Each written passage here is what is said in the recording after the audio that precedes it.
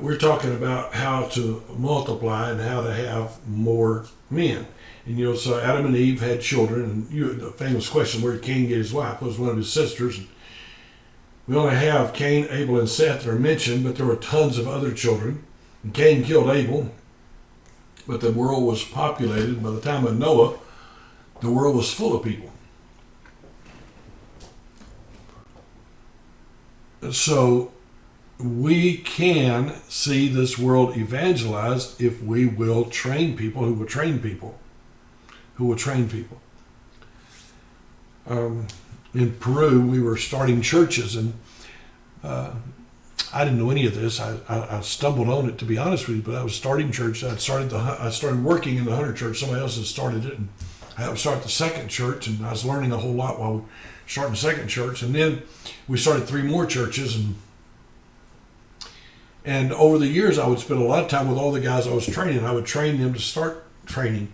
My first 3 years, the first year I had no one in my training, just had people in church, and no one would come. It took me a year to find that first person that would actually let me help them. And then in the last 2 years, I got 5 guys that ended up coming around and letting me train them to be in the ministry. Well, when I came back off of furlough, those 5 guys had been out working, and they said there's 30 people now that want to be here. There's 25 more people that have come. So each of those 5 had reproduced 5 times. And so all of a sudden I went from 5 to now I'm training 30.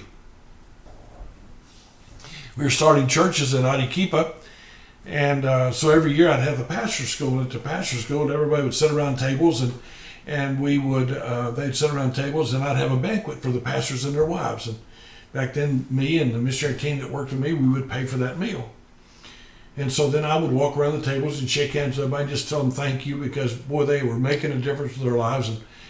And there was a hard and fast rule. You cannot be in the room if you're not a pastor that's with one of our churches. So I'm walking back to this table in the back, and I see a couple of guys. I don't know them. And so in my mind, I'm like, I'm fixing to kick those guys out of here. What are they doing in this room? You have to be among the elite to be in this room. You have to be a pastor of one of our churches. This isn't for lay people. This is people starting churches. So I walked back there and I said, hey, how you doing? My name is Guillermo Austin.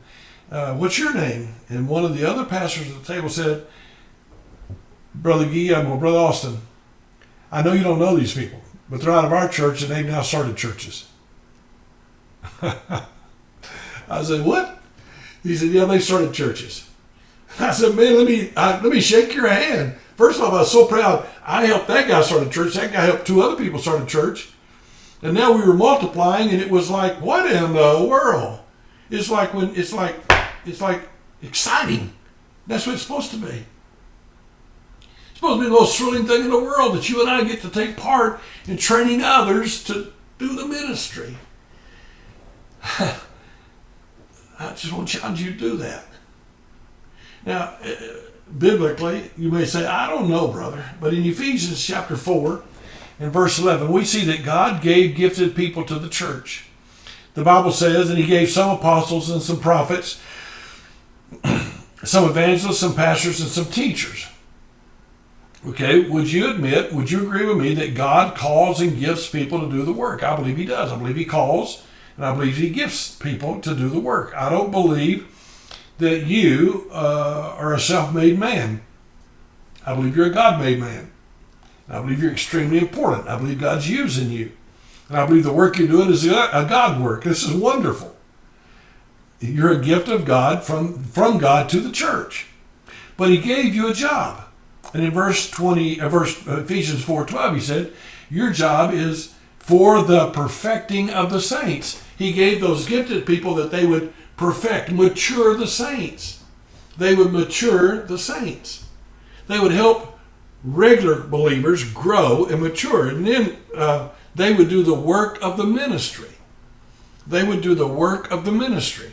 So now it's not just him doing the work of the ministry, but they've grown up, they've matured, and they're helping do the work of the ministry. And then the body grows. It's edified. You remember. I wish you could see Austin and Betty with 4 children getting in a car. Of course, no seat belts, and had to carry all the luggage and all that stuff. There were no seatbelts, no car seats back then.